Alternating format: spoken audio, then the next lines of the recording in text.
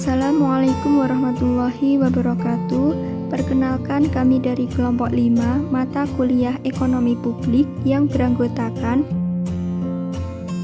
Pranitya Septiarani NIM 245, M. Fikrul Munir NIM 247, AT Isroatul Nurlailia NIM 249, Salisatu Sulaikah NIM 254, dan Fitri Agustin Purwaningrum NIM 281. Pada kesempatan kali ini, kami akan mempresentasikan mengenai analisis manfaat dan biaya. Konsep future value. Future value atau nilai yang akan datang merupakan nilai uang di masa yang akan datang dari uang yang diterima atau dibayarkan pada masa sekarang dengan memperhitungkan tingkat bunga setiap periode selama jangka waktu tertentu. Future value atau nilai uang di masa mendatang menunjukkan manfaat dari investasi dan perolehan dari suku bunga. Konsep ini dirumuskan PN sama dengan P0 buka kurung 1 ditambah I tutup kurung N, di mana PN merupakan nilai uang di masa datang, P0 merupakan nilai uang sekarang, I merupakan tingkat bunga, dan N merupakan tahun. Selanjutnya, konsep present value. Konsep ini merujuk pada nilai yang diterima uang pada saat ini. Dirumuskan P0 sama dengan U per buka kurung 1 plus I tutup kurung pangkat N, di mana U merupakan jumlah uang yang akan diterima 30 tahun yang akan datang. I merupakan tingkat bunga, N merupakan tahun, dan B0 merupakan nilai sekarang. Pada prinsipnya, untuk mengevaluasi efisiensi suatu proyek, langkah-langkah yang harus diambil adalah sebagai berikut. Yang pertama, menentukan semua manfaat dan biaya dari proyek yang akan dilaksanakan. Kedua, menghitung manfaat dan biaya dalam rupiah. Dan yang ketiga, menghitung nilai bersih sekarang atau NBS. Metode nilai bersih sekarang (NBS) atau Net Present Benefits. Nilai bersih suatu proyek merupakan nilai dari suatu proyek setelah dikurangkan seluruh biaya pada suatu tahun tertentu dari keuntungan atau manfaat yang diterima pada tahun yang bersangkutan dan diskontokan dengan tingkat bunga yang berlaku. Berdasarkan metode ini, proyek yang mempunyai NBS tertinggi adalah proyek yang mendapat prioritas untuk dilaksanakan. Tingkat bunga yang terlalu tinggi akan menyebabkan NBS menjadi rendah untuk proyek-proyek yang membeli hasil dalam jangka waktu lama. Sebaliknya, tingkat bunga yang rendah akan memprioritaskan pada proyek-proyek yang cepat memberikan hasil. Metode IRR atau Internal Rate of Return. Metode lain yang dapat digunakan untuk evaluasi proyek adalah dengan cara menghitung Internal Rate of Return, yaitu tingkat diskonto R yang menghasilkan nilai sekarang suatu proyek sama dengan 0. Selanjutnya, kelemahan dari metode IRR, yaitu yang pertama, metode IRR dapat menyebabkan pemilihan proyek yang keliru karena metode ini tidak memperhatikan skala investasi. Kedua, selain itu, evaluasi suatu proyek dengan menggunakan metode IRR mungkin akan memberikan hasil yang kurang memuaskan.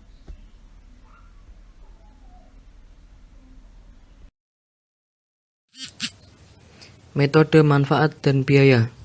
Pengertian, yaitu suatu cara evaluasi suatu proyek dengan membandingkan nilai sekarang seluruh hasil diperoleh dari proyek tersebut dengan nilai sekarang seluruh biaya proyek tersebut.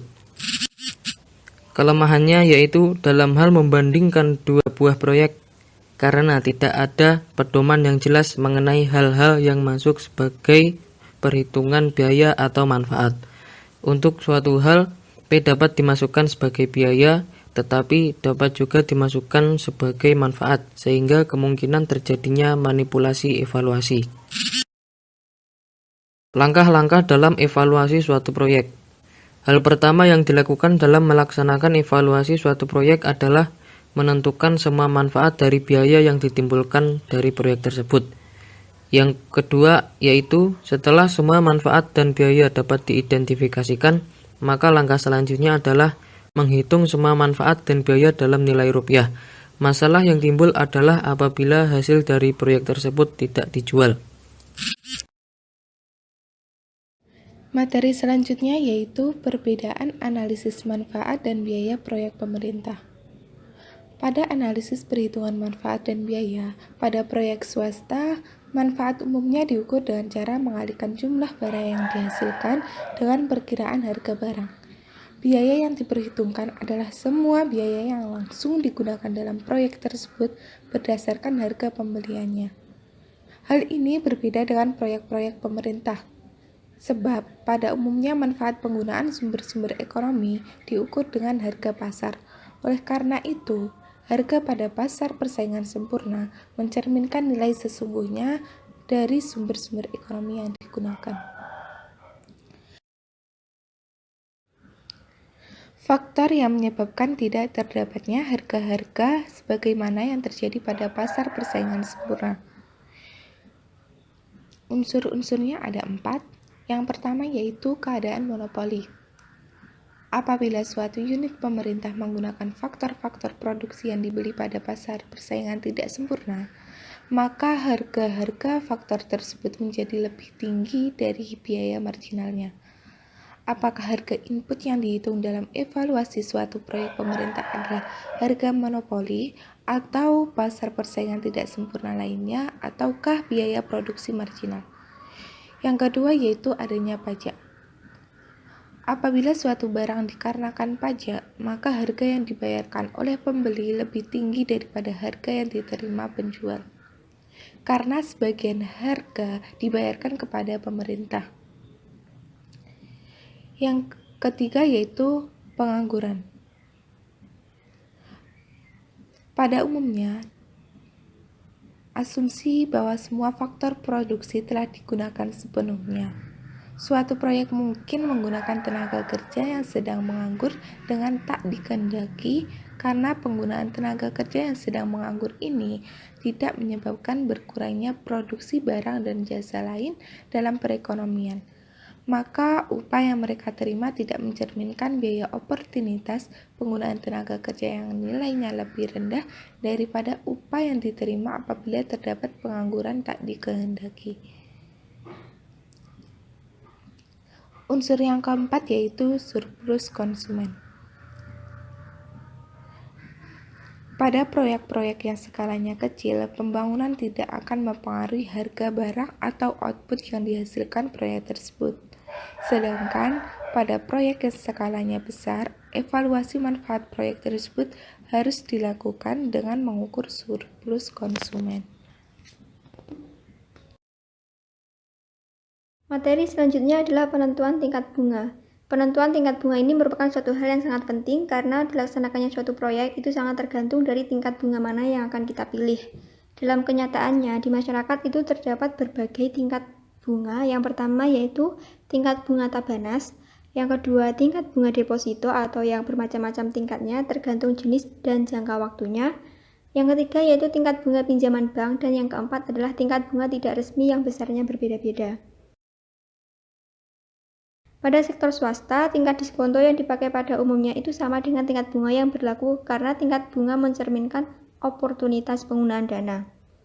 Akan tetapi, tingkat bunga yang berlaku untuk setiap proyek yang seharusnya juga berbeda-beda karena perbedaan resiko pinjaman.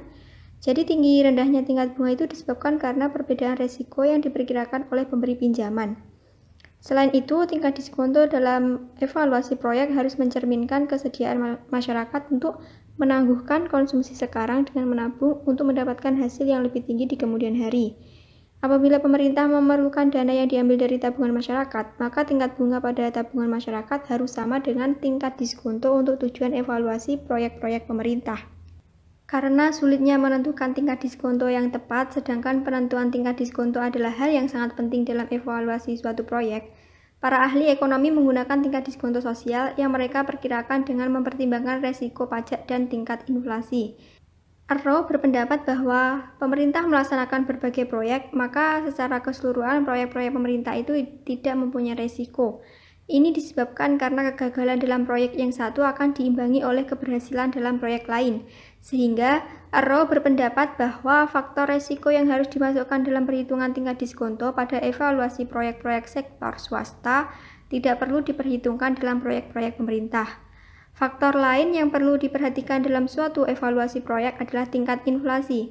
Faktor ini merupakan faktor yang penting untuk diperhitungkan terutama pada perekonomian yang selalu mengalami inflasi.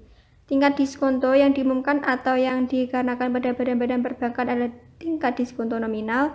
Suatu analisis manfaat dan biaya dilakukan dengan menggunakan tingkat harga konstan, sehingga tingkat diskonto yang akan digunakan haruslah tingkat diskonto nyata, yaitu tingkat diskonto nominal dikurangi tingkat inflasi. Materi terakhir adalah keuntungan dan kelemahan analisis manfaat dan biaya. Keuntungan dari penggunaan analisis manfaat dan biaya dalam penentuan program pemerintah adalah terjaminnya penggunaan sumber-sumber ekonomi secara efisien, sebab program-program pemerintah dievaluasi dengan memperhitungkan keadaan perekonomian sehingga dapat meningkatkan penggunaan faktor-faktor produksi. Efisiensi juga terjamin karena sumber-sumber ekonomi yang digunakan dalam proyek pemerintah paling tidak atau bahkan lebih sama efisiensinya dengan penggunaan sumber-sumber tersebut oleh sektor swasta. Walaupun penggunaan analisis manfaat dan biaya terutama adalah untuk meningkatkan efisiensi penggunaan sumber-sumber ekonomi sehingga tercapai kesejahteraan masyarakat yang maksimum. Akan tetapi, analisis ini secara tidak langsung juga mempunyai segi distribusi pendapatan. Sebagai contoh misalkan, suatu proyek irigasi yang dibangun untuk meningkatkan pendapatan petani di suatu daerah, dan pembangunan proyek tersebut akan dibiayai dengan pajak bensin. Proyek irigasi tersebut akan menimbulkan perubahan distribusi pendapatan dari para pemakai bensin yang tidak mendapatkan manfaat dari proyek irigasi tersebut ke petani yang mengalami peningkatan pendapatan. Oleh karena itu, informasi mengenai akibat suatu proyek terhadap distribusi pendapatan masyarakat dalam analisis manfaat dan biaya ini dapat menyelaraskan segi distribusi dan efisiensi alokasi sumber-sumber ekonomi, dan pemerintah harus mencegah terjadinya distribusi pendapatan yang semakin buruk. Misalnya saja suatu program pendidikan SD impres di setiap desa. Dalam jangka panjang, program tersebut akan meningkatkan pendapatan penduduk desa, akan tetapi apabila program tersebut dibiayai dengan pajak yang membebani orang miskin lebih besar daripada orang kaya, sedangkan yang menikmati pendidikan adalah anak-anak orang kaya, maka akan terjadi redistribusi pendapatan dari yang miskin ke yang kaya. Jadi, dengan memperhitungkan segi penerimaan dan pembiayaan suatu proyek pemerintah, ini dapat memperbaiki atau memperburuk distribusi pendapatan masyarakat. Untuk kelemahan analisis manfaat dan biaya yang terbesar, yaitu untuk tujuan evaluasi proyek-proyek pemerintah adalah karena analisis ini membutuhkan perhitungan manfaat secara kuantitatif. Sedangkan banyak proyek-proyek pemerintah yang tidak dapat diukur manfaatnya secara kuantitatif. Hal ini menyebabkan suatu proyek yang kurang menguntungkan bagi masyarakat akan dipilih, sedangkan proyek lain yang lebih bermanfaat tidak dipilih, karena proyek yang kedua tidak dapat diukur manfaatnya secara kuantitatif. Kelemahan lain dari analisis manfaat dan biaya adalah karena semua perhitungan manfaat dan biaya dilakukan secara kuantitatif, maka analisis ini tidak mempunyai fleksibilitas. Sehingga dapat dikatakan apabila analisis manfaat dan biaya dilaksanakan terlalu jauh, maka pemerintah tidak lagi dilaksanakan oleh wakil-wakil rakyat yang membawa aspirasi rakyat, akan tetapi pemerintah dilaksanakan oleh robot-robot komputer. Sekian presentasi dari kelompok kami. Apabila ada kurang lebihnya, kami mohon maaf. Wassalamualaikum warahmatullahi wabarakatuh.